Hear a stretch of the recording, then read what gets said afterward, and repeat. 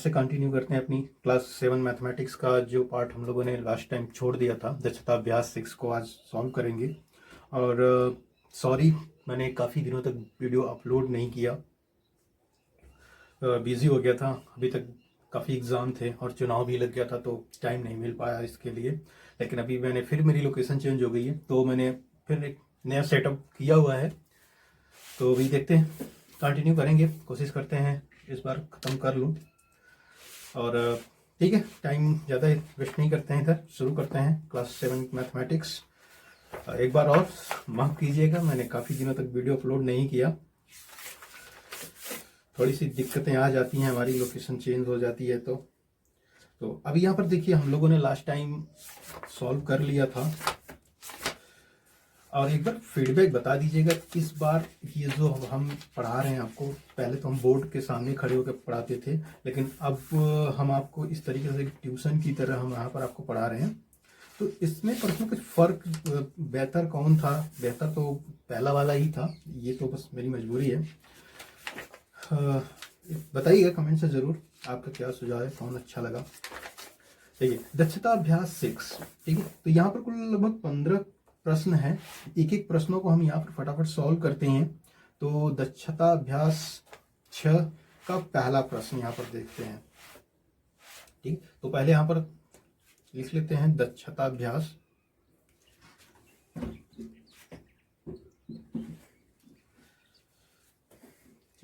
ये हो जाएगा हमारा दक्षता 6।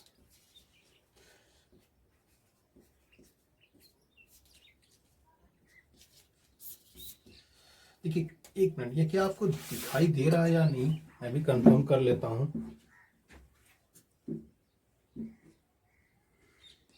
ठीक है, पेन थोड़ा मैं बदल देता हूँ। ठीक है, चलिए क्वेश्चन नंबर 1 यहाँ से शुरू करते हैं। ये देखिए, कुछ ठीक है, वैसे दिख रहा है, कमेंट से बता दीजिएगा अगर आपको दिखाई न दे, क्योंकि अगर हम यहाँ पर, मेरे पास जो स्पेस है ना वो बहुत कम है। अगर हम इस मार्कर से अगर लिखेंगे तो ये बहुत जल्दी भर जाएगा हमारा। बहुत छोटा ही सेटअप है मेरा ये अभी। वैसे ही मैंने आपको बताया, मेरा कोई स्टूडियो नहीं है, बस एक जस्ट आपकी हेल्प के लिए मैं कोशिश करता हूँ। अगर मैं यहाँ पर देखिए, अगर मैं इसी गोला लगाता हूँ या क्वेश्चन 1 को यहाँ पर अगर मैं लिखूँ ऐसे, ये काफ़ी बड़ा हो जाएगा। कोई नहीं, एक वीडियो, पहला वीडियो है आज, इस सेटअप पे देख लेते हैं, नहीं फिर हम उसके अकॉर्डिंग बदल लेंगे। ठीक है, प्रश्न पर ध्यान देते हैं। सबसे पहला प्रश्न यहाँ पर है,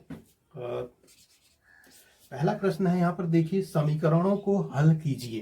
ठीक है, देखिए समीकरणों को हल कीजिए। तो अब यहाँ पर देखिए 1/3 x प्लस 5 बराबर 6। ठीक है, ये हमारा प्रश्न है यहाँ पर, और समीकरण को हल करना है। देखिए, अब जब भी कोई समीकरण हल होती है तो किसी न किसी एक चर के बिहाफ पे, मतलब उसी के जरिए इसको सॉल्व किया जाता है। तो यहाँ पर देखिए कौन चर कौन अचर है। तो यहाँ पर देखिए सबसे पहले तो चर आपको यहाँ पर दिखेगा 1/3 x प्लस 5। तो यहाँ पर चर कौन है, इक्वल टू 6। यहाँ पे x जो है वो चर है, तो हम पहले x को अलग करेंगे और जो मतलब चर पदों को अलग करेंगे, अचर पदों को अलग करेंगे। ठीक, तो यहाँ पर पंचांतर कर लेते हैं। 1/3 x और 5 को पंचांतर कर देंगे तो 6 माइनस 5 हो जाएगा, क्योंकि यहाँ प्लस है तो पंचांतर जब भी बराबर के दूसरे साइड जाता है तो वो माइनस हो जाता है। ठीक है, तो अब यहाँ पर आ जाएगा हमारा 1/3 x बराबर ये माइनस हो जाएगा, तो यहाँ 1 हो जाएगा ये। और अब ये देखिए, अब इसको हम सॉल्व करें तो ये बटे में है, तो अगर हम इसको x/3 भी लिख सकते हैं, तो x/3 बराबर 1, इस तरीके से भी हम इसको लिख सकते हैं।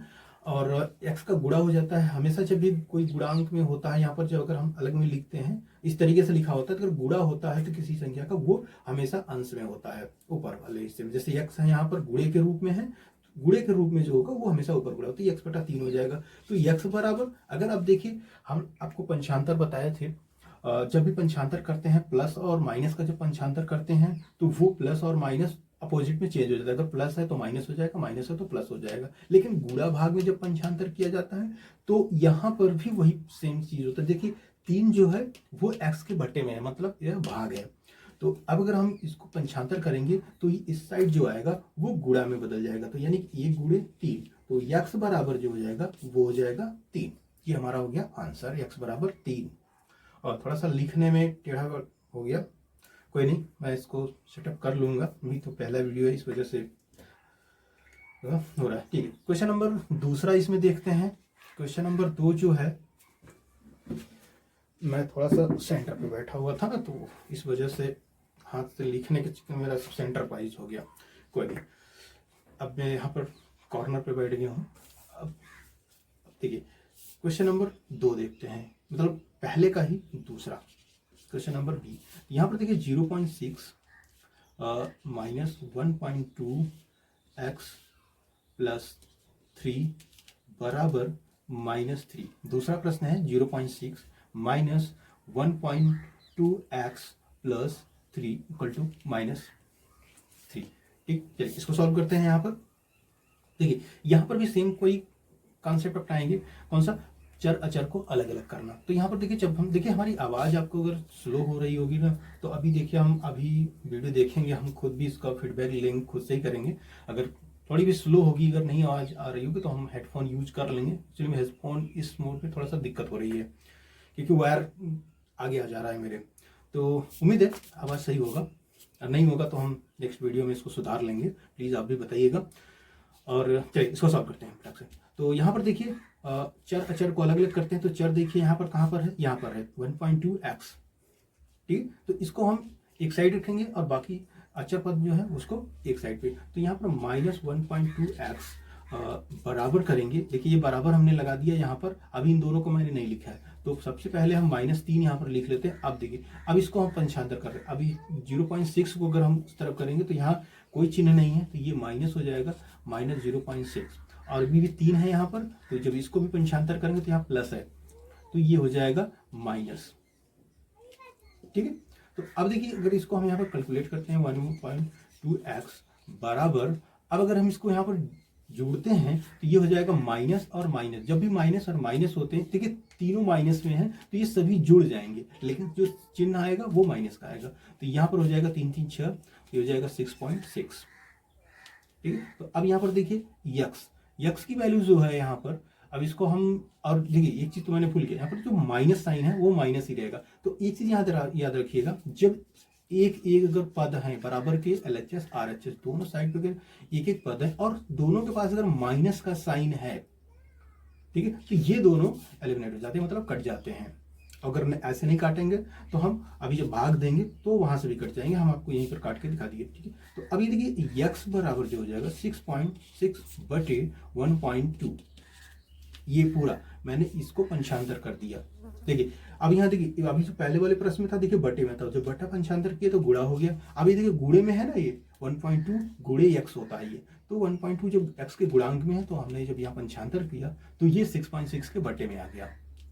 ठीक है, तो अब अगर देखिए यहाँ पर एक चीज, अब ये दशमलव को हटाना है, तो यहाँ पर देखिए अगर 2 तरीके हैं, तो या डायरेक्ट भाग दीजिए, दशमलव में ही भाग दीजिए, या फिर इनको जो दशमलव है उसको हटा सकते हैं। तो यहाँ पर आप 10 का गुणा कर दीजिए दोनों। देखिए जब भी इस तरीके के दशमलव अगर आपको हटाना हो, तो जो संख्या आप गुणा कर रहे हैं वो सेम संख्या से गुणा करिएगा। मतलब 10 से गुणा हो रहा था, अंश और हर दोनों में 10 का ही गुणा कीजिएगा। अगर कोई और संख्या से गुणा कर रहे हैं तो उसी संख्या से दोनों तरफ गुणा करना है। ऐसा नहीं कि हम यहाँ 2 डिजिट पे दशमलव है तो एक ऊपर 100 का गुणा कर दीजिए, नीचे 10 का, ऐसा नहीं, सेम संख्या से ऊपर नीचे गुणा करना है। ठीक है, तो यहाँ पर अब देखते हैं, तो ये जो हमारा आंसर हो जाएगा 66 हो जाएगा, 6 हो जाएगा, और ये हो जाएगा ये। तो अब ये जो हमारा आंसर यहाँ पर आएगा, अब ये x बराबर अगर हम यहाँ पर भाग दें, देखिए चलिए भाग देते हैं, आपको दिखा देते हैं। तो ये 5 बार जाएगा तो 12 60 हो जाएगा, फिर आएगा ये, और ये फिर यहाँ दशमलव लग जाएगा, 12 मतलब 5.5। ये हमारा हो गया आंसर। ठीक है, तो ये था क्वेश्चन नंबर 2 का आंसर। 2 का मतलब पहले का दूसरा। ठीक, चलिए अब देख लिए हैं। चलिए क्वेश्चन नंबर 3 सॉल्व करते हैं यहाँ पर, मतलब सी को। सी का प्रश्न देखिए यहाँ पर है 3/7 x माइनस 5 बराबर 3 माइनस x/7। ठीक है, ये प्रश्न है हमारा पहले का तीसरा। समीकरण है, इसको समीकरण की तरह सॉल्व करना है, क्योंकि दक्षता अभ्यास है। दक्षता अभ्यास में जो अभी हम लोगों ने पढ़ा है वो सारे कॉन्सेप्ट से रिलेटेड होगा यहाँ पर जो भी प्रश्न होंगे। तो सॉल्व करते हैं अब इसको आगे। तो यहाँ पर देखिए सबसे पहले पंचांतर कर लेते हैं। तो यहाँ पर पंचांतर करिए, यहाँ पर देखिए दो चर हैं, एक यहाँ पर भी x है, एक यहाँ पर भी x है।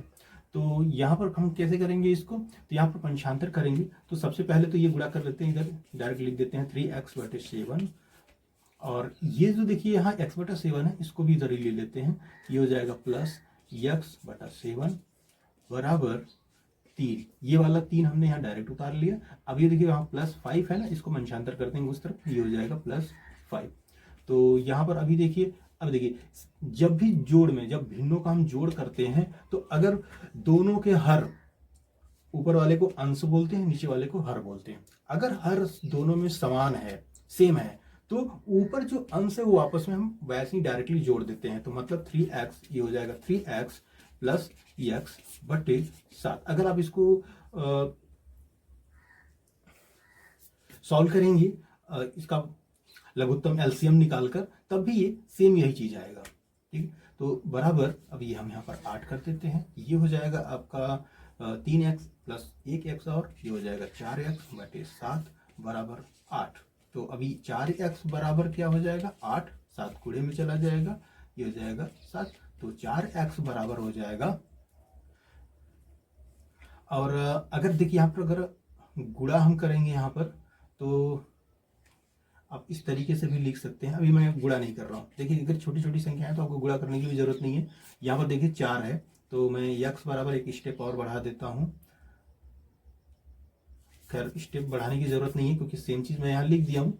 तो अब ये देखिए मैंने यहाँ पर x नहीं लिखता हूँ यहाँ पर, ठीक है, इसको क्या करता हूँ, बटे 4 कर देता है। क्यों, देखिए 4 यहाँ पर जो था वो गुणांक में था, तो यहाँ पर बटे में आ गया। तो x बराबर आप इस तरीके से भी भाग दे सकते हैं। ये हो जाएगा 2 बार जाएगा, तो 2 गुणे 7 हो जाएगा, ये एक बार में कट जाएगा।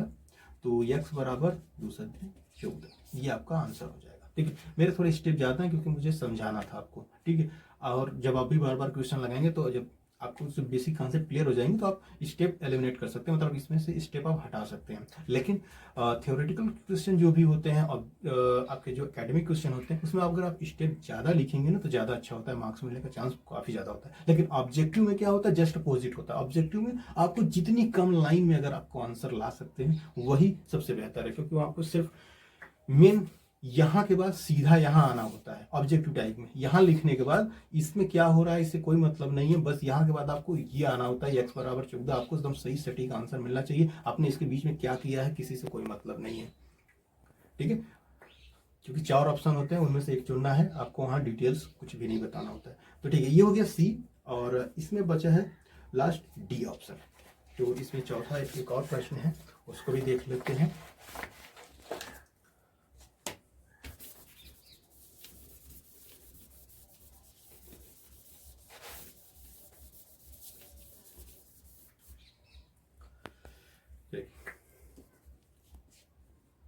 ये है डी।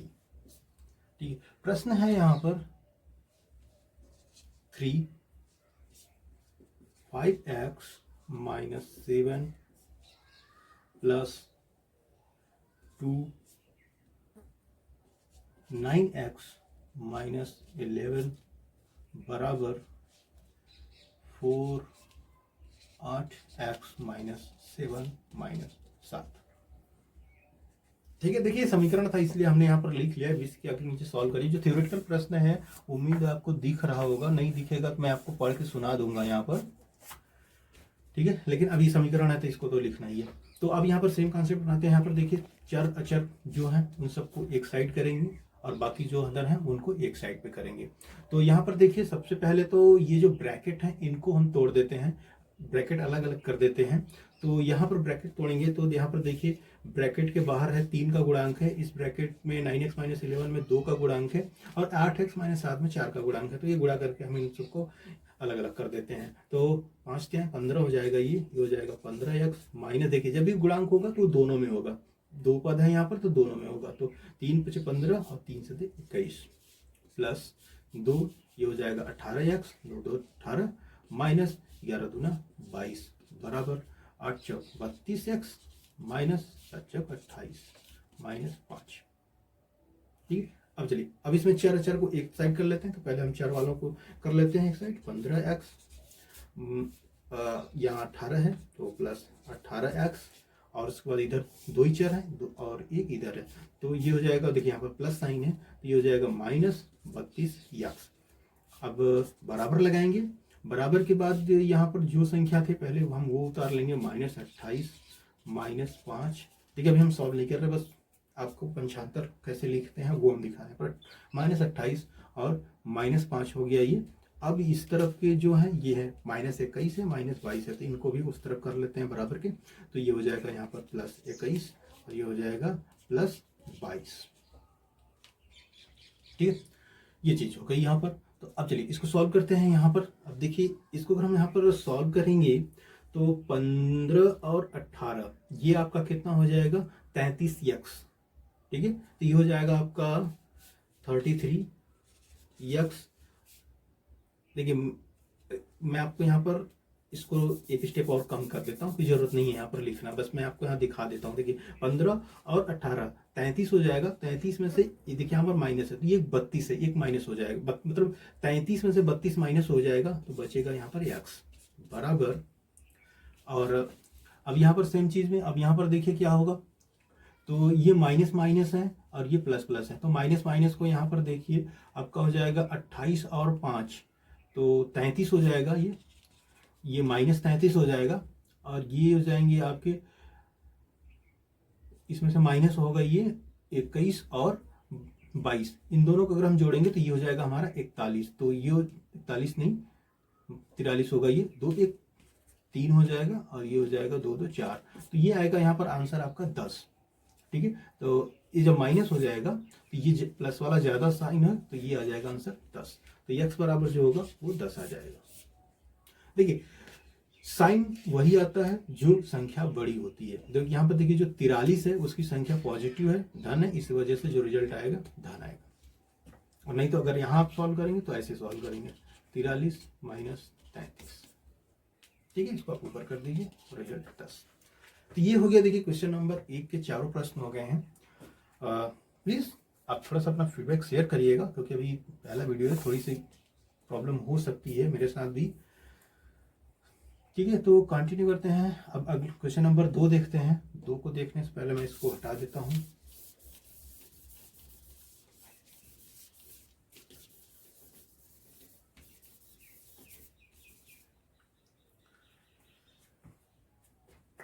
ठीक, क्वेश्चन नंबर 2 है, थोड़ा सा आपको हम इसको हटा देते हैं।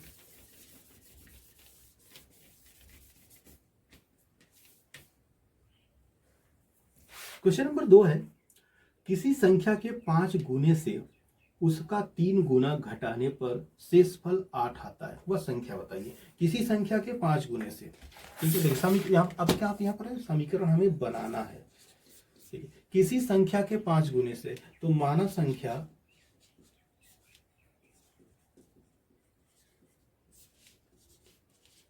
x है। ठीक है, तो माना संख्या x है, तो समीकरण यहां पर क्या बनेगा, तो 5x किसी संख्या के 5 गुने से, तो 5 गुना से मतलब हो जाएगा ये 5x, ये 5 है 5x, 5 गुना हो गया इसका, 5 गुने में से 3 गुना घटाने पर -3x कर दिया, इसी का 3 गुना घटा दिया, तो शेषफल 18 आता है। तो जो देखिए जो माइनस करेंगे इसका जो शेषफल आ रहा है, जो बच रहा है वो हो जाएगा 18। तो अब यहाँ पर हो जाएगा 5x - 3x, तो 2x बराबर 18, और x बराबर जो हो जाएगा क्या हो जाएगा 18, 2 गुणे में है तो ये बटे में आ जाएगा बराबर 9। ठीक है, ये 9 बार में कट जाएगा 9, तो x बराबर जो आ जाएगा यहाँ पर 9 यानी कि 9। ये था क्वेश्चन नंबर 2। ठीक है, चलिए क्वेश्चन नंबर 3 देख लेते हैं इसी पर।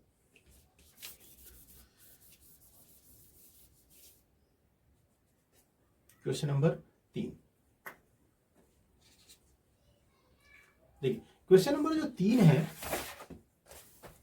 2 क्रमागत विषम संख्याओं का योगफल उनके अंतर का 6 गुना है, उन संख्याओं को ज्ञात कीजिए। तो यहां पर देखिए 2 क्रमागत विषम संख्याओं का योगफल, तो 2 जो विषम संख्याएं हैं वो पहले मुझे यहां पर लिखनी होगी, फिर उनका जो अंतर है वो संख्याओं का जो योगफल है उनके अंतर का 6 गुना है। चलिए समीकरण बनाते हैं, फिर समझ में आ जाएगा। सबसे पहले तो दो क्रमागत संख्याएं कौन कौन सी हैं ये हमें फाइंड करनी है। तो माना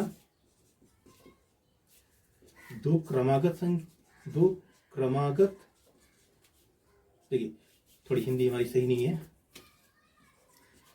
क्रमागत, लेकिन ये क्रमागत की बात नहीं है, सिर्फ क्रमागत विषम संख्या है। ये चीज हमेशा ध्यान रखिएगा, विषम संख्या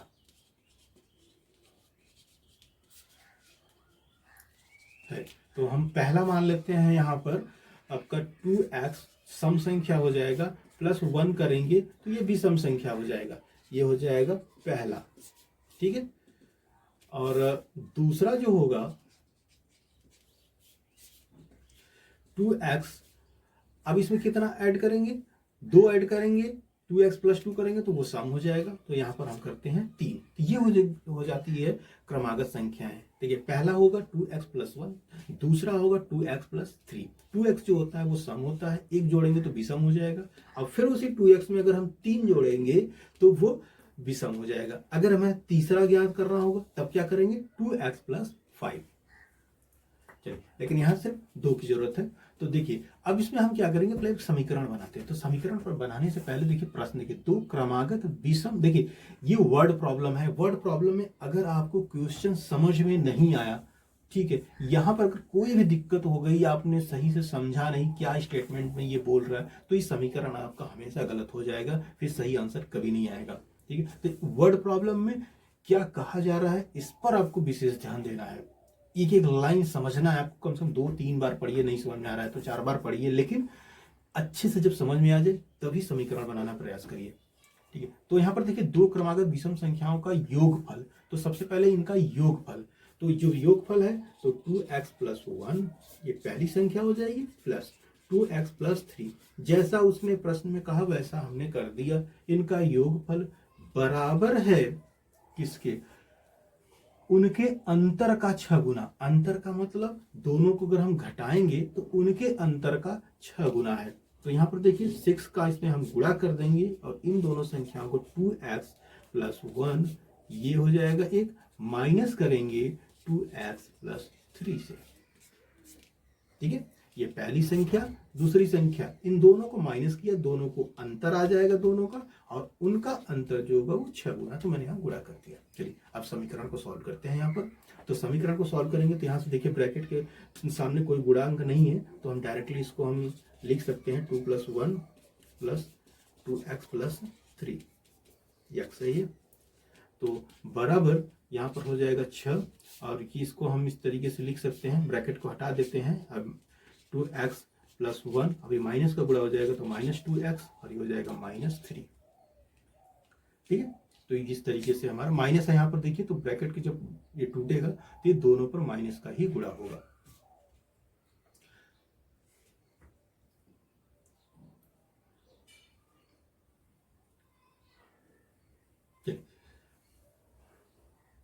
तो एक चीज यहां पर देखिए, दोनों का अंतर जो है, तो अंतर जब भी हम निकालेंगे दूसरी संख्या से पहली वाली संख्या को घटाएंगे, तो यहां पर देखिए 2x पहली संख्या है, ये दूसरी संख्या है, तो यहां पर हम क्या करते हैं ना, -3 कर प्लस, हाँ प्लस 3 है तो यहाँ पर +3 कर देंगे, और यहाँ पर हम +1 करेंगे। ठीक है, +1 मतलब ये वाली संख्या हमको यहाँ रखनी है, बड़ी वाली संख्या ये होगी, तो बड़ी वाली संख्या में से हमें छोटी वाली संख्या घटानी है, 2x प्लस 1 को यहाँ पर घटानी है। चीज थोड़ा ध्यान रखिएगा, सॉरी मुझे थोड़ी सी जल्दबाजी हो गई। ठीक है, तो 2x प्लस 3, ठीक है, आगे बढ़ने से दिख गया मुझे यहाँ पर। तो अब ये जब हम यहाँ पर सॉल्व करेंगे तो ये हो जाएगा 3, अब ये हो जाएगा 1। ठीक है, 2x माइनस 1 ये गुणा हो जाएगा। तो अब यहाँ पर देखिए सॉल्व करते हैं, यहाँ पर 2x प्लस 1, तो ये हो जाएगा 4x, और ये हो जाएगा +1, तो +4 बराबर, अब इसको हम सॉल्व करते हैं, यहाँ पर देखिए प्लस माइनस है तो ये घट जाएगा, और 6 गुणे इसके अंदर आपको मिलेगा माइनस है तो ये मिलेगा यहाँ पर 2। ठीक है, तो प्लस 3 में से एक माइनस एक है, ये घट जाएगा तो यहाँ पर मिलेगा 2। तो अब यहाँ पर 4x बराबर 12 और ये प्लस है तो ये हो जाएगा -4 और 4x बराबर 8। तो x बराबर 8/4 यानी कि ये 2 बार में जाएगा तो x बराबर जो मिलेगा वो 2 मिलेगा। ठीक है, तो अभी आंसर नहीं है ये, ठीक है, आंसर मैं यहाँ आपको लिख रहा हूं। तो दोनों विषम संख्याओं को ज्ञात करना है, क्रमागत विषम संख्या। तो ये जो 2 आया x का मान, तो यहाँ पर हम पहले के लिए 2x + 1, तो यहाँ पर हम रख देंगे 2 गुणे 2 + 1, x का मान 2 है तो 2 रख दिया, तो ये हो जाएगा यहाँ पर बराबर 2 2 4 + 1, ये हो जाएगा 5। और दूसरी जो संख्या है 2x + 3, तो 2 गुणे 2 + 3, तो हो जाएगा 4 + 3 बराबर 7। ठीक है, तो दोनों जो संख्या है 5 है और दूसरी है 7, ये दोनों विषम क्रमागत संख्याएं। ठीक है, चलिए आगे चलते हैं।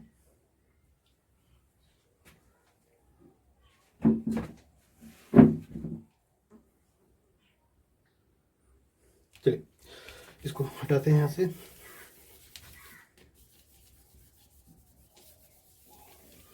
स्केच पेन है इसलिए थोड़ा सा कॉटन से हमको हटाना पड़ रहा है इसको।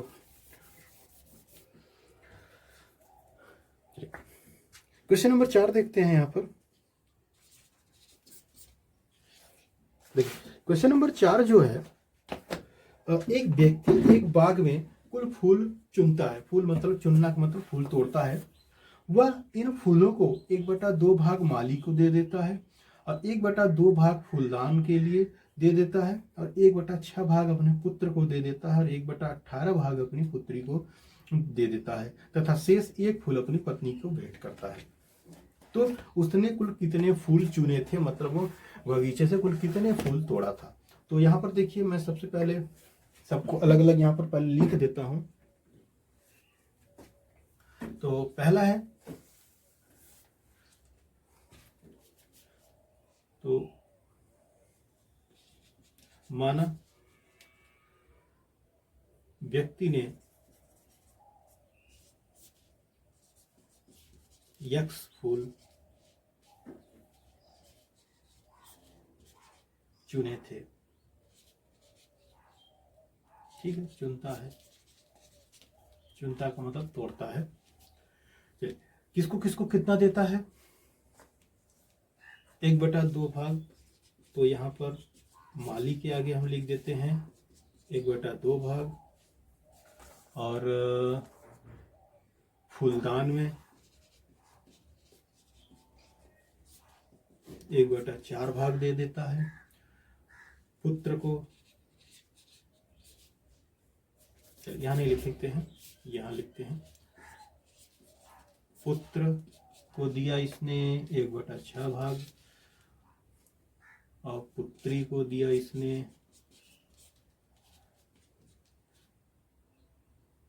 1/18 भाग।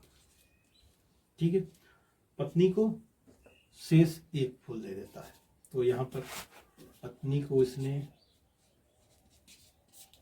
एक फूल दे दिया, मतलब लास्ट में उसके पास एक फूल बचता है। तो ठीक है, तो कुल फूल जो हो गए x हो गए।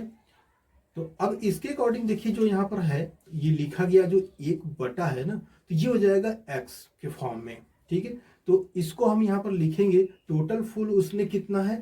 तो अब देखिए इसको हम यहीं पर लिख देते हैं, तो ये हो जाएगा बराबर x/2 और ये हो जाएगा x/4 और ये हो जाएगा x/6 और इसको हो जाएगा x/18। ठीक है, ये तो कोई संख्या है ये, तो ये आपका एक वही रहेगा। तो ये पूरा जो है x है, तो यहाँ पर जो समीकरण बनेगा वो x बनेगा, x माइनस इन सभी को जोड़ दिया जाएगा। ठीक है, किसको, पत्नी वाला पार्ट नहीं जोड़ा जाएगा क्योंकि ये लास्ट में उसके पास इतना शेष बचता है। लेकिन ये जो बटे में है, क्योंकि ये इसमें एग्जैक्ट फूलों की संख्या नहीं ज्ञात है, 1/2 का मतलब पूरे संख्या का आधा उसने माली को दे दिया। तो यहाँ पर संख्या की काउंटिंग नहीं है, मतलब यहाँ पर फूल की काउंटिंग नहीं है, कोई संख्या हमें ज्ञात नहीं है, तो इस वजह से हमें इन सबको जोड़ना है। तो x/2 प्लस यक्स बटा 6 प्लस यक्स बटा 4, ये हो जाएगा फूलदान के लिए, और पुत्री के लिए जो हो जाएगा यक्स बटे 18, यक्स बटा 18 बराबर उसके पास एक फूल बचता है। तो अब यहां पर देखिए, अब ये जो इसको अगर हम यहाँ पर सॉल्व करेंगे, अगर इसको हम यहाँ पर एलसीएम लेते हैं, तो इस पार्ट को अगर हम एलसीएम लेंगे तो यहाँ पर हम आपको एलसीएम लेके दिखा देते हैं। 2 6, इसका 36 आएगा एलसीएम, 2 4 और 18। अगर हम एलसीएम लेते हैं तो 2 से काटेंगे तो 2 3 2 और ये हो जाएगा 9, फिर अभी 2 से कटेगा ये, तो ये एक तो हो गया, ये 1 और 9, फिर 3 से काटेंगे तो 3, एक हो जाएगा 3 और ये हो जाएगा 1 1 1। ठीक है, तो यहाँ पर देखिए 2 दूनी जो एलसीएम हम लगाते हैं इस तरीके से लिखते हैं एलसीएम बराबर, अब ये जो फैक्टर है जो हमने काटा है उसको यहाँ पर गुणा कर देंगे, 2 गुणे 2 गुणे 3 गुणे 3 बराबर 2 दूनी 4, 4 3 12 12 3 36। ठीक है, ये हमें मिल गया 36 इसका एलसीएम। तो जब 36 मिल गया तो अभी हम यहाँ पर क्या करेंगे, जब 36 मिलेगा अगर इसको हम सॉल्व करेंगे, अब एक एक करके मैं आपको सॉल्व करके दिखा देता हूँ। ठीक है, ठीक है, ये आपको पता चल गया इतना। ठीक है, मैं एकेडमिक लेवल पर देखिए मैं बेसिक कॉन्सेप्ट मैं आपको बिल्कुल यहाँ पर पढ़ा रहा हूँ as a like a tuition. तो यहाँ पर कुछ भी मैं आपको ये मान के नहीं चलूंगा कि आपको पहले से ही सब कुछ आता है या कुछ भी आता है। ठीक है, तो बिल्कुल बेसिक एकदम बिल्कुल न्यू क्लास 7 मैथमेटिक्स के स्टूडेंट है अगर आप हैं तो मैं उस अकॉर्डिंग मैं पढ़ा रहा हूँ, बिल्कुल क्लास 7 के मैथमेटिक्स स्टूडेंट के अकॉर्डिंग। ठीक है, अगर आपको आता है तो कोई बात नहीं, आप इसको देख भी सकते हैं या फिर वीडियो को थोड़ा सा फास्ट भी कर सकते हैं आगे। तो यहाँ पर मैं देखिए, अब मैं इसका 36 आया था एलसीएम, मैं इसको अब यहाँ पर इसको सॉल्व करता हूँ सिर्फ इस वाले पार्ट को। अगर मैं इस वाले पार्ट को अगर सॉल्व करूंगा तो कैसे करूंगा, तो यहाँ पर देखिए हम लिखेंगे इसके बटे में 36 लिखेंगे। ठीक है, इसमें नहीं, अलग से लिख लेते हैं वो भी समझाने के लिए अच्छे से। ये हो जाएगा x बटा 2 प्लस x बटा 6 प्लस x बटा 4 प्लस x बटे 18, ये हो जाएगा 4 बटे 36। ठीक है, तो अभी थोड़ा सा ये जो बटा है थोड़ा सा स्पेस ले लेते हैं, आपको हम इसको और इसमें समझाएंगे। यहाँ पर लेते हैं 36 को सॉल्व कैसे करते हैं इस वाले को, वो हम आपको यहाँ पर दिखाएंगे। तो बराबर जो हो जाएगा वो 1 हो जाएगा, ये ब्रैकेट इतना बड़ा जरूरत नहीं है, इतना ही है। तो अब यहाँ पर देखिए हमने 36 लिख दिया। अब जो भी आएगा तो क्या करते हैं, ये जो हर होता है इससे हम इस जो एलसीएम आया हुआ है, देखिए हमने यहाँ पर हर वाला पार्ट यहाँ पर हमने एक पहले से लिख लिया जो इसको सॉल्व होगा। अब इससे हम एक एक करके यहाँ पर भाग देंगे, जो आएगा उसका ऊपर गुणा कर देंगे। तो यहाँ पर जो 2 से जब भाग देंगे तो ये हो जाएगा 18 आएगा, 18 दूना 36 होता है, तो ये हो जाएगा अगर x में हम गुणा करेंगे तो ये हो जाएगा 18x प्लस सेम थिंग 6 से गुणा करेंगे तो 36 हो जाएगा, तो 6 बार जाएगा यहाँ पर इसमें, तो ये हो जाएगा 6x, 6 आएगा तो 6 का गुणा अंश में करेंगे। 4 से भाग देंगे 36 को तो 9 बार जाएगा, तो 9 का गुणा हम करेंगे x में, तो ये हो जाएगा 9x। 18 से गुणा करेंगे, सॉरी भाग देंगे तो 2 बार जाएगा, तो 2 का गुणा ऊपर कर देंगे तो ये हो जाएगा 2x। ठीक है, तो ये चीज तो हमने फिर दोबारा ही लिख दिया, इसका कोई बात नहीं, इसका कोई मतलब नहीं बना। तो ये चीज हमारे पास अब हो गई यहाँ पर x माइनस, तो x माइनस। अब देखिए अगर अब हम इन सबको जोड़ेंगे तो हमें कितना मिलेगा यहाँ पर, चलिए इसको जोड़ते हैं। तो 18 और 6 यहाँ पर लिख लेते हैं, बिल्कुल बच्चों की तरह जोड़ते हैं। 18 6 9 और 2, अगर इस तरीके से अगर यहाँ पर हम जोड़ेंगे तो 18 हो जाएगा, तो ऐसा ही जोड़ना पड़ जाएगा। 18 और 6 हो जाएगा आपका 24, 24 और 2 26 हो जाएगा, और 26 और 9 9 6 15 हो जाएगा, 5 है 9 6 15 लेकिन 35 हो जाएगा। ठीक है, ये हो जाएगा आपका 35 बटा 35x है, ये 35x बटे 36। ठीक है, बराबर 1। तो अब देखिए यहाँ पर अगर हम इसको यहाँ पर गुणा करेंगे, अब इसको हम सॉल्व करते हैं, तो इसको जब सॉल्व करेंगे तो ये सॉल्व हो जाएगा हमारा, इस तरफ से गुणा करेंगे तो ये हो जाएगा 36x गुणा होता है माइनस, ये देखिए भिन्न का आपको पता होगा, भिन्न हम कैसे सॉल्व करते हैं। अगर x सही होता है, जैसे इस तरीके से सही बटा वाला x माइनस वाई बटा मान लीजिए 2 है या z ही नहीं 2 है, ठीक है। तो ये हम यहाँ पर गुणा करेंगे, जो आएगा माइनस कर देंगे, तो इसको जो होता है ये 2x माइनस वाई, और ये बटा तो वही सही रहेगा। ये इस तरीके से सॉल्व होता है। तो इस तरीके से 36x माइनस 35x, ठीक है, बटे 36 बराबर 1, ठीक है। इसको और आगे सॉल्व करते हैं। अभी यहाँ पर यहाँ सॉल्व करते हैं, तो अब ये हो जाएगा ऊपर 36x में से 35x जाएगा, तो x बटा 36 हो जाएगा, ये बराबर 1, और 1 बराबर हो जाएगा, मतलब x बराबर हो जाएगा 1 बराबर नहीं, x बराबर, तो 36 का यहाँ गुणा हो जाएगा 1 में, तो ये आएगा 36 ही आएगा, मतलब 36 है, ठीक है। यही हमारा आपका आंसर हो जाएगा। ये मतलब व्यक्ति ने कितना फूल चुना था, वो 36 फूल चुना था, ठीक है, 36 फूल उसने चुना था। ये हो गया हमारा आंसर, ठीक। नेक्स्ट क्वेश्चन देखते हैं। अब देखिए इसकी उत्तर की जांच आप खुद से प्रयास करिएगा।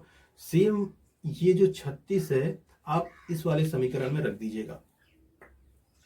ये समीकरण मान लीजिए ये समीकरण 1 है, इसमें आप 36 की वैल्यू रख देंगे, तो आपको जब यहाँ x की वैल्यू जब रखेंगे तो बराबर आपको 1 मिलेगा, ठीक है। इसकी भी वैल्यू 1 आएगी, मतलब LHS बराबर आपका RHS हो जाएगा, ठीक है। चलिए नेक्स्ट क्वेश्चन देखते हैं। Question number 5।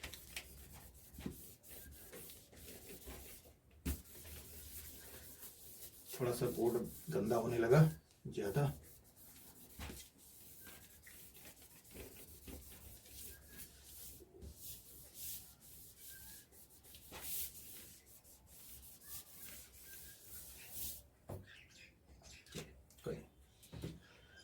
क्वेश्चन नंबर 5 देखते हैं क्या है।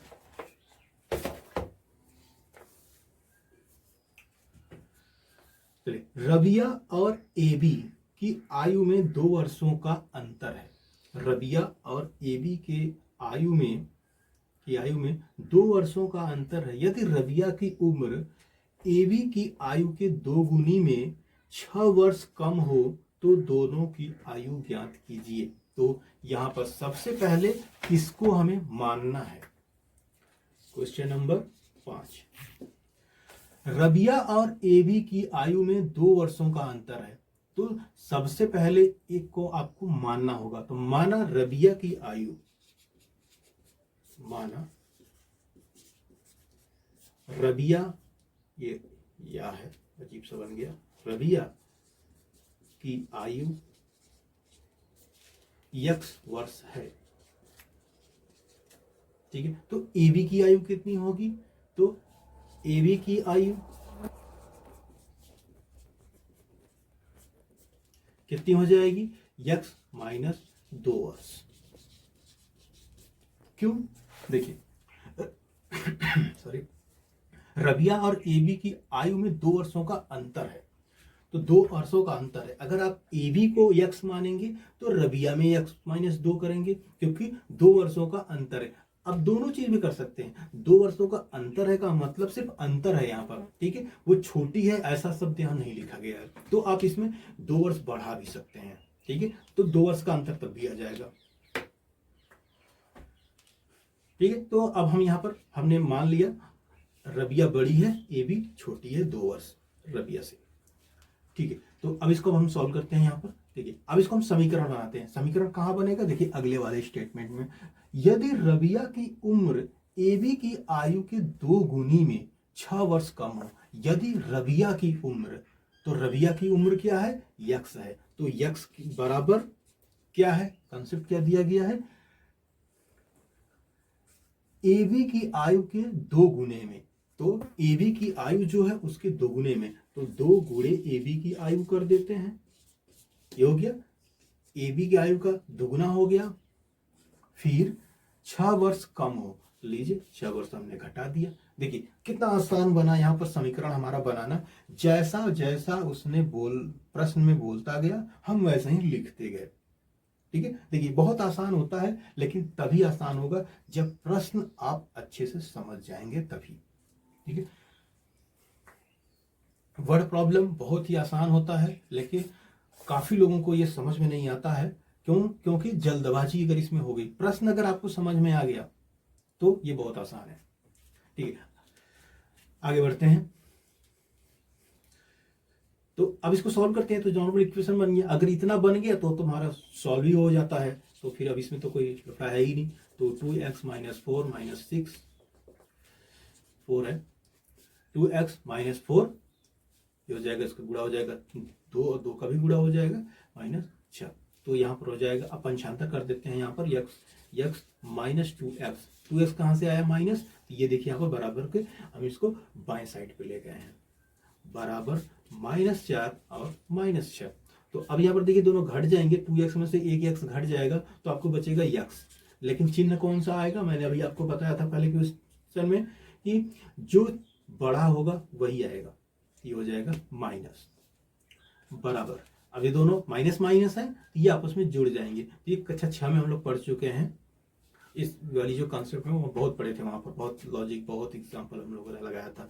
तो यहाँ पर देखिए 6 4 10 दोनों में सेम चिन्ह होते हैं तो आपस में जुड़ जाएंगे, लेकिन चिन्ह जो दोनों में सेम है वही आएगा। तो 6 4 10 हो जाएगा और चिन्ह आ जाएगा माइनस। तो अब यहाँ पर देखिए जब दोनों साइड एक पद है और माइनस माइनस दोनों में है तो ये आपस में माइनस कट जाते हैं। तो ये हो जाएगा x बराबर, आंसर आ जाएगा 10। तो 10 कौन है, रबिया की आयु 10 वर्ष। तो यहां पर हो जाएगा रबिया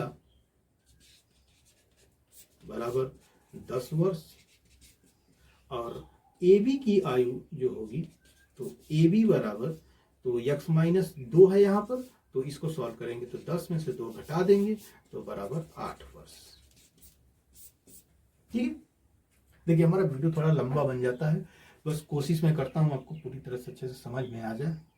ठीक है, क्योंकि देखिए जो लेवल है ये देखिए हाई स्कूल का लेवल नहीं है और ना ही इंटर का लेवल है, क्योंकि हाई स्कूल और इंटर में बच्चे समझदार हो जाते हैं तो वहां पर हम फास्ट तरीके से हम समझा सकते हैं। लेकिन जो 6 7 8 होता है ना, ये बहुत बेसिक होता है और ये सबसे बड़ी नींव, जैसे घर का ये नींव होता है, सेम उसी तरीके से मैथमेटिक्स की नींव होती है। अगर यहाँ नहीं समझ में आया आपको बेसिक चीजें क्या हो रहा है, कैसे हो रहा है हमें सॉल्व करने का, हम तो इसको 2 मिनट में सॉल्व कर देंगे, फटाफट ये लिखेंगे, इतना बार बोलेंगे भी नहीं बोलेंगे तो और कम टाइम लगेगा।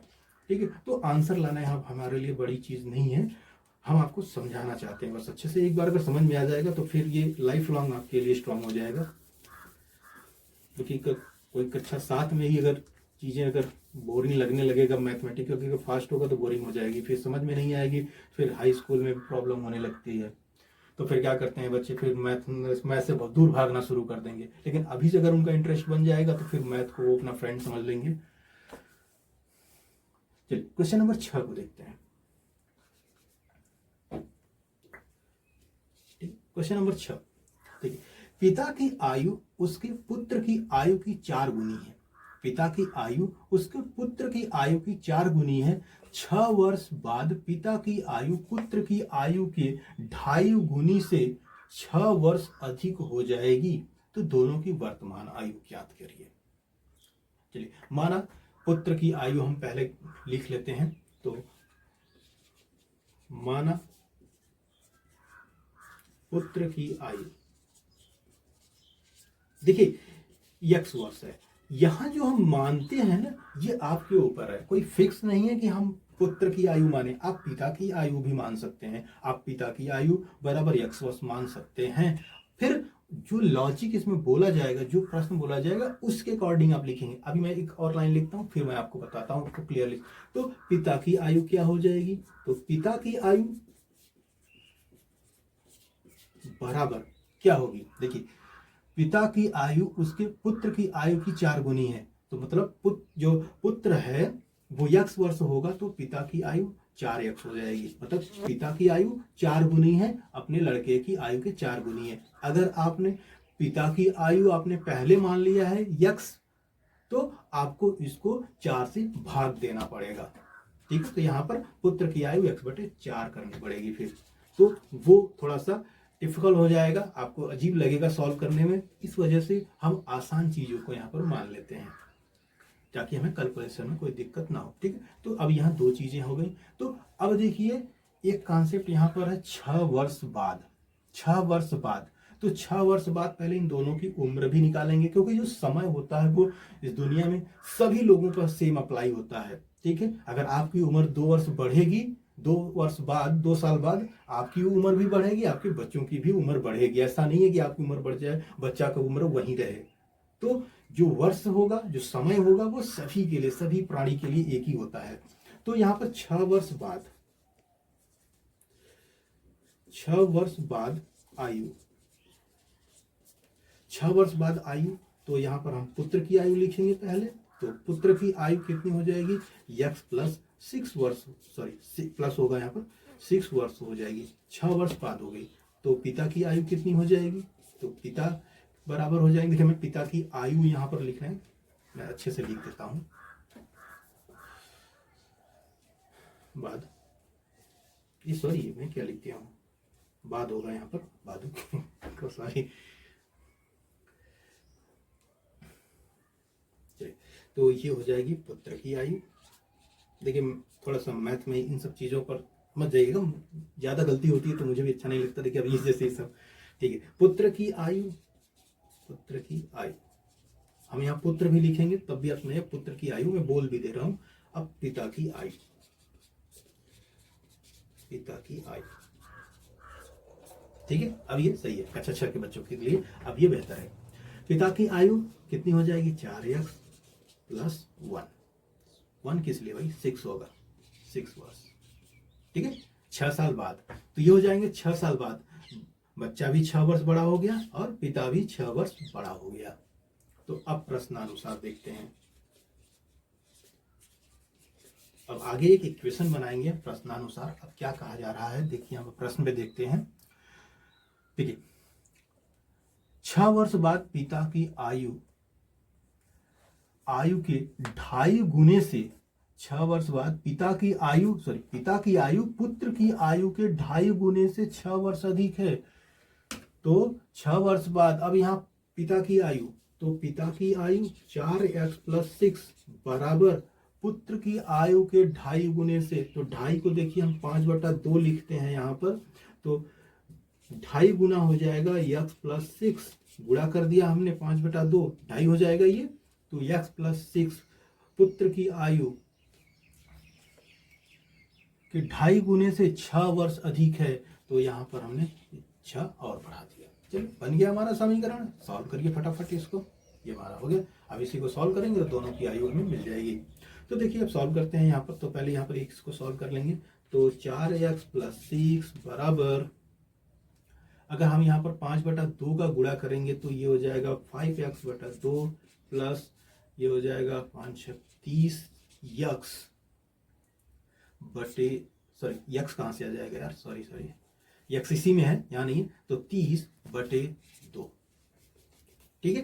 देखिए मैं फिर से बता दे रहा हूँ, 5/2 का गुणा इन दोनों पदों में होगा, तो 5x/2 ये पहला पद हो जाएगा, दूसरा पद होगा 5/2 का गुणा 5 × 30/2, ये बटा में 2 है, प्लस साइन है इसलिए प्लस साइन, प्लस 6, ठीक है। तो अब यहाँ पर हम पंचांतर कर लेते हैं 5/2 को, ये जो बटे में है, तो ये जो चर है इनको एक तरफ कर लेते हैं। तो 4x माइनस 5x/2 बराबर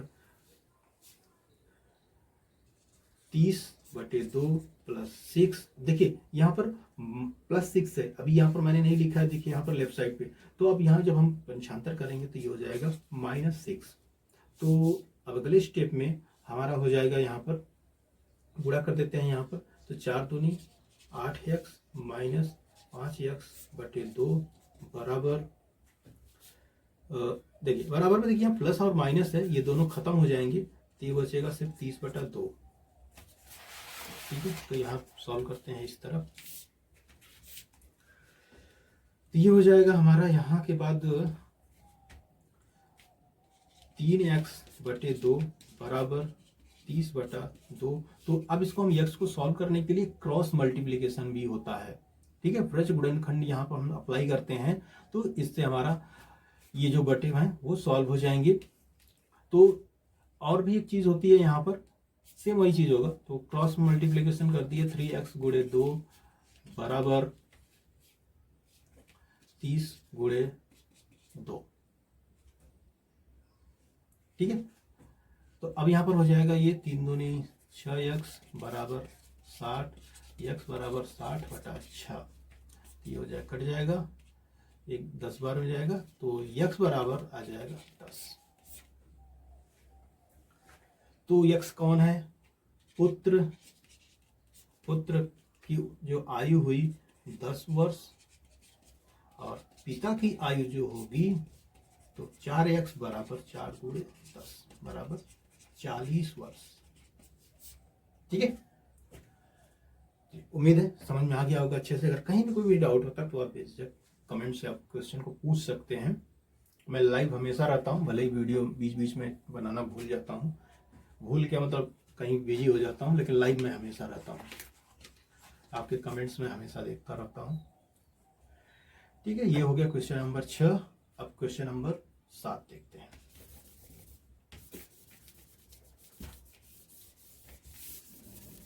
थोड़ा सा बोर्ड गंदा हो गया है ज्यादा। ओ, मैंने तो दक्षता अभ्यास को भी डिलीट कर दिया।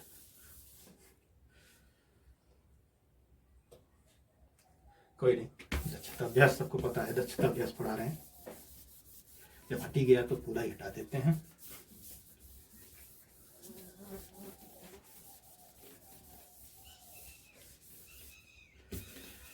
ठीक है, क्वेश्चन नंबर 7 देखते हैं अब। देखिए क्वेश्चन नंबर जो 7 है, एक आयत की लंबाई उसकी चौड़ाई से 5 सेंटीमीटर अधिक है, यदि उसका परिमाप 26 सेंटीमीटर हो तो उसकी लंबाई ज्ञात कीजिए। ठीक है, तो यहां पर देखिए क्या हो रहा है। ठीक है, क्वेश्चन नंबर 7, माना आयत की चौड़ाई, एक आयत की लंबाई उसकी चौड़ाई से 5 सेंटीमीटर है। तो लंबाई यहां पर अधिक दिया गया है, तो यहां पर लंबाई दिया गया है, चौड़ाई नहीं दिया गया। तो माना आयत की चौड़ाई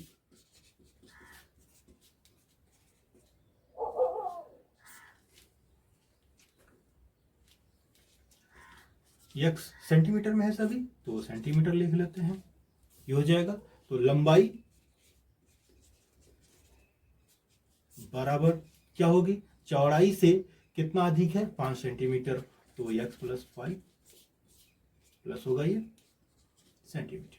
ठीक है, परिमाप यहां पर दिया हुआ है 26 सेंटीमीटर, परिमाप 26 सेंटीमीटर दिया हुआ है, 7वां है ना, 26 सेंटीमीटर। तो देखिए यहाँ पर परिमाप का सार जो सॉल्यूशन होगा प्रश्नानुसार, जो इसका सॉल्यूशन होगा तो वो उसके परिमाप के फार्मूले पर है। तो परिमाप बराबर क्या होता है, देखिए जो इसका फार्मूला होता है, तो दोनों भुजाओं का लंबाई का 2 गुना, देखिए पहले मैं आपको समझा देता हूँ आयत होता क्या है। यहाँ पर ये चीज होती है, आयत है, तो आयत में लंबाई और चौड़ाई दोनों बराबर नहीं होते हैं। तो यहाँ पर देखिए अगर ये x है और ये y है, तो जो इसका योग इन दोनों का, ये दोनों बराबर बराबर होते हैं, 3 मैं कर देता हूँ यहाँ पर। ठीक है, ये x, ये 2 गुणे होते हैं, तो यहाँ पर हो जाएगा परिमाप जो होता है वो 2x + 2y होता है। ठीक है, परिमाप किसे कहते हैं, ये जो बॉर्डर होता है उसका योग। तो जो फार्मूला होगा वही फार्मूला हम यहाँ अप्लाई करेंगे। तो अब देखिए इस फार्मूले के अकॉर्डिंग हम यहाँ पर रख लेते हैं, ये जो मैंने वैल्यू रखा है यहाँ पर, ये तो बस आपको समझाने के लिए मैंने यहाँ रख दिया था, इसको रख देते हैं। 1 मिनट, मैं थोड़ा इसको समझा गया हूँ, ये क्यों चिल्ला रहा है। ओके, कंटिन्यू करते हैं। ये डॉग लोग भी ना अजीब से हैं। चलिए आगे देखते हैं यहाँ पर क्या है। तो चौड़ाई जो है यहाँ पर x सेंटीमीटर होगा और लंबाई जो है वो x + 5 है। क्या लिख रहा हूँ भाई, x + 5। तो सेम फार्मूला यहाँ पर अप्लाई करेंगे, तो जो ये होगा वही ये भी होगा लंबाई, और जो x है तो ये जो बराबर होगा इसके होगा और ये इसके बराबर होगा। तो परिमाप जो होगा यहाँ पर, तो 2x + 2x + 5 बराबर 26। तो 2x + 2x + 5 दूनी 10 बराबर 26।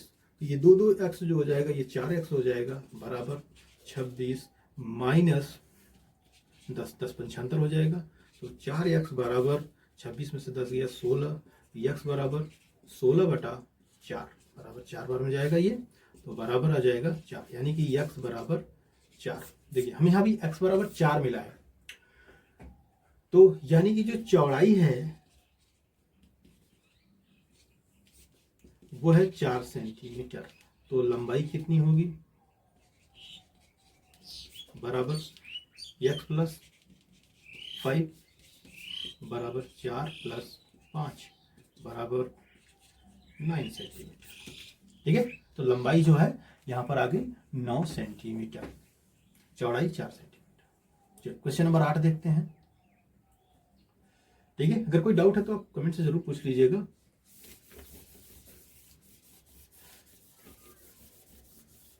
क्योंकि कभी कभी मैथमेटिक्स है, बेसिक फार्मूला अगर नहीं है तो भाई कंफ्यूजन तो हमेशा हो सकता है। मैथमेटिक्स ये चीज़ है जो समझने की जरूरत पड़ती है अच्छे से, क्योंकि यहाँ रटने से कुछ नहीं होगा। यहाँ पर सिर्फ रटना, एक ही चीज़ यहाँ रटा जा सकता है मैथमेटिक्स में, वो है सिर्फ फार्मूला। क्वेश्चन नंबर 8 क्या है? एक समांतर चतुर्भुज की एक भुजा 2x + 1 है और उसके सामने की भुजा 4x - 6 है सेंटीमीटर है, तो भुजा की माप ज्ञात कीजिए। देखिए समांतर चतुर्भुज, तो समांतर चतुर्भुज जो होता है वो देखिए जो वर्ग होता है सामाजिक चतुर्भुज जैसे है, आमने सामने की भुजा जो होती है वो बराबर। देखिए समांतर चतुर्भुज है क्या, देखिए ये आयत है, ठीक है, चाहे आयत हो चाहे वर्ग हो, यहाँ उससे मतलब नहीं। अब इसको थोड़ा सा ऊपर वाले हिस्से को पकड़ के थोड़ा सा आगे की साइड ढकेल दिया जाए, तो अब इसकी जो चित्र बनेगी थोड़ा मेरा अच्छा नहीं बन रहा है,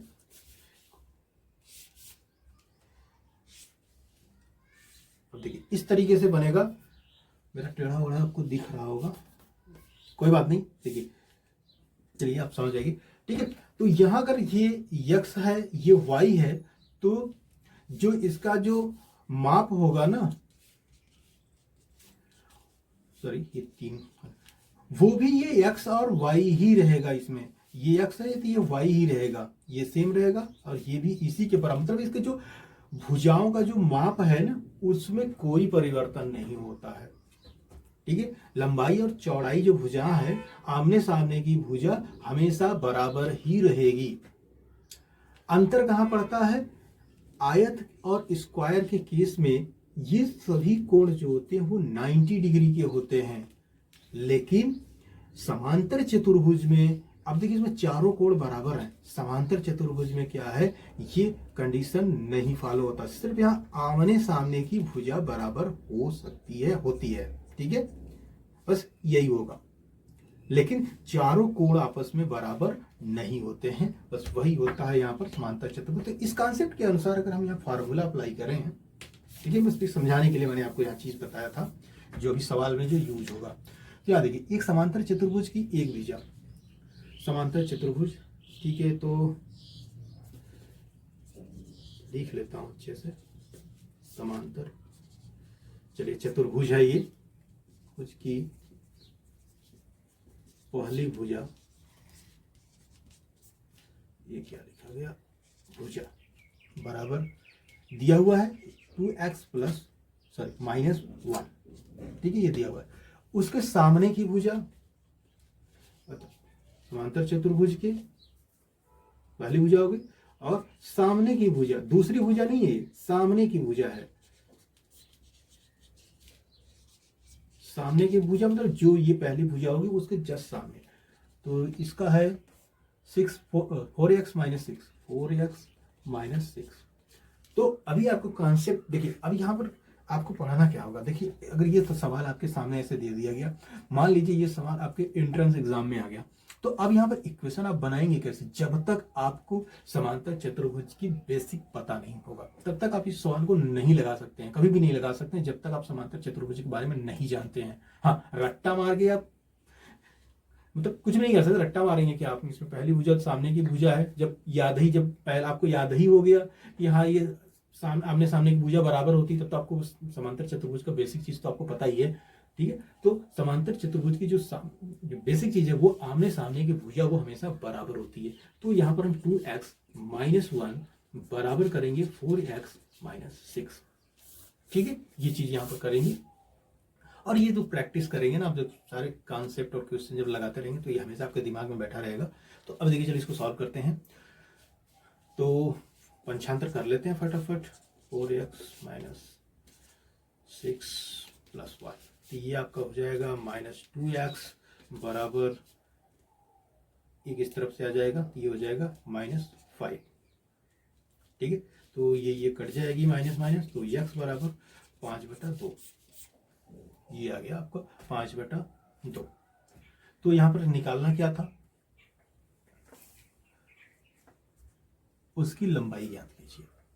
ठीक है, तो लंबाई आपको ज्ञात करने के लिए तो देखिए जो पहली भुजा और दूसरी भुजा है, मैं कौन सा लगा रहा हूँ, अच्छा 7वां लिख लिया, एक ठीक है सामने, तो भुजा की माप ज्ञात कीजिए। तो देखिए भुजा की माप कैसे हम निकालेंगे, यहाँ पर आमने सामने की जो भुजा है इसको हम यहाँ से निकाल लेंगे, किसी में आप रख सकते हैं, किसी में 2 गुणे, तो पहले हम रख रहे हैं यहाँ पर 2x माइनस 1, तो 2 गुणे 5/2 माइनस 1, तो 2 2 नी 4, यहाँ पर सॉरी ये तो गुणा में है, तो ये हो जाएगा 10/2 माइनस 1, तो ये हो जाएगा 5 माइनस 1 बराबर 4। ठीक है, 4 सेंटीमीटर आ गई। अब देखिए ये मैंने पहले पे रखा, आपको 4 सेंटीमीटर मिला, आप दूसरे पर रखिए 4x माइनस 6, तो 4 गुणे 5/2 माइनस 6, सॉल्व करिए इसको, 5 × 20। ठीक है, 5 × 20/2 माइनस 6 बराबर हो जाएगा 10 माइनस 6 बराबर कितना मिला, 4। देखिए दोनों के केस में आपको 4 सेंटीमीटर ही मिला, हमने जो लॉजिक लगाया था वो सही है ना। अगर ये सही सेटिस्फाइड हो गए, 4 सेंटीमीटर आ गए, तो 4 बराबर 4, LHS बराबर RHS, आपका फार्मूला सही है और आंसर भी सही है। चलिए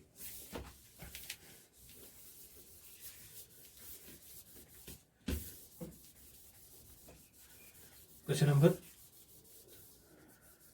9 देखते हैं।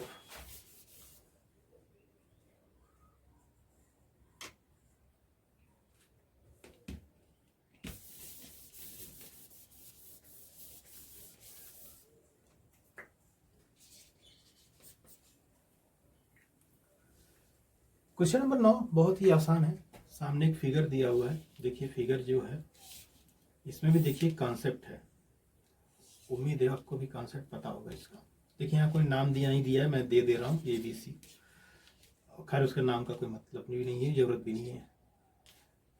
पहला जो ये कोण है ये है 85 डिग्री का, और ये जो है 40 डिग्री का, ये जो है x डिग्री।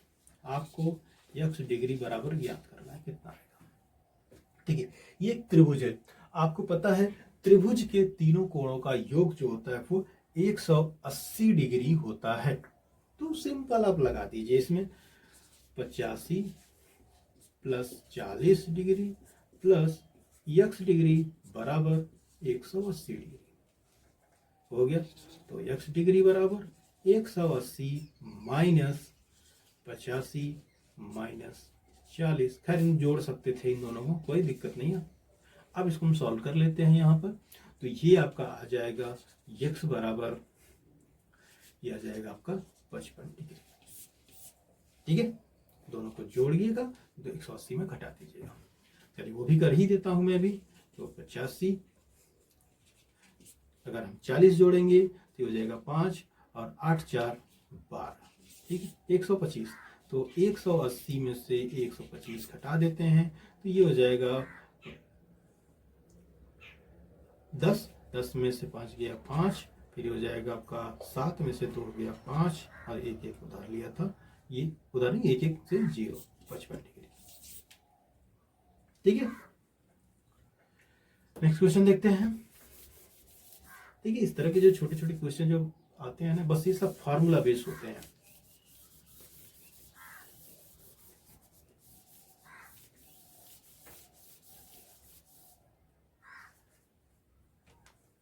क्वेश्चन नंबर 10 देखते हैं। यहाँ पर 10 क्या है, इस तरफ आ जाते हैं। एक महिला साइकिल से 4x प्लस 1 किलोमीटर की दूरी 5 घंटे में तय करती है। यदि उसकी चाल x माइनस 2 किमी प्रति घंटा है तो तय की गई दूरी ज्ञात कीजिए। ठीक है, तो प्रश्न देखिए, समझिए पहले। एक महिला साइकिल से कुछ किलोमीटर की दूरी 5 घंटे में तय कर लेती है। जो दूरी है 4x प्लस 1 किलोमीटर की दूरी है, वो 5 घंटे में तय कर लेती है। अब यहाँ पर दिया गया, देखिए दूरी भी दिया गया है, समय भी दिया गया है, और चाल भी दिया गया है। और चाल किस स्पीड से गई थी, x माइनस 2 किलोमीटर प्रति घंटा की चाल से गई थी। तो वह कुल कितनी दूरी तय की है। अब देखिए जो दूरी और चाल है ना, इसमें देखिए वेरिएबल है, ठीक है, मतलब चर पद है। इसी वजह से हमको अब इसको यहाँ पर कैलकुलेट करना होगा। तो कैलकुलेशन कुछ नहीं है, फार्मूला है, आपको पता ही है, चाल बराबर दूरी बटा समय। ठीक है, तो यहाँ पर सबसे पहले देखिए यहाँ पर दूरी। अब एक कौन सा नया टॉग आ गया, अजीब अजीब साउंड निकालते हैं ये लोग। ठीक,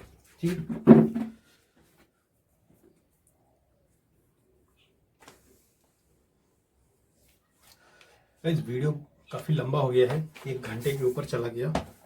सो क्वेश्चन नंबर 10 को हम 10 से 15 5 क्वेश्चन हैं, और ये बड़े कॉन्सेप्ट वाले हैं, तो इनको नेक्स्ट वीडियो में देख लेते हैं प्लीज़। अगले वाले वीडियो में देखते हैं इसको, क्योंकि 1 घंटे का भी इतने में बन गया। ठीक है गाइस, मिलते हैं नेक्स्ट वीडियो में, इसको भी सॉल्व करते हैं अगले वीडियो में। Okay, thank you. अगर प्लीज़ अपना फीडबैक बताइएगा ज़रूर। वीडियो मेरा लंबा हो गया, वैसे 9 क्वेश्चन तो 10 मिनट का वीडियो में सॉल्व हो जाता है, 15 मिनट की वीडियो में, लेकिन उस तरह से मैं नहीं बनाना चाहता हूँ। बेसिक चीज़ें बताना ज़्यादा ज़रूरी है। ठीक है, तो मिलते हैं नेक्स्ट वीडियो में। प्लीज़ अपना फीडबैक शेयर कर दीजिएगा। ये मेरा नया सेटअप और अरेंजमेंट और साथ में पढ़ाने का स्टाइल, कि अब यहाँ पर मेरा फेस तो नहीं दिखेगा, जैसे मैं पहले बोर्ड के सामने खड़ा होकर पढ़ाता था। अब यहाँ पर इस तरीके से है, ट्यूशन की तरह है। क्वेश्चन पता नहीं, उम्मीद है दिख रहा होगा। बाकी जो भी फीडबैक आप बताइएगा ज़रूर, नहीं तो हम उसके हिसाब से फिर चेंजेस कर लेंगे जो आप बताएंगे। सुझाव, ठीक है। नेक्स्ट क्वेश्चन देखते हैं 10 से 15 नेक्स्ट वीडियो में। थैंक यू, मिलते हैं नेक्स्ट वीडियो में।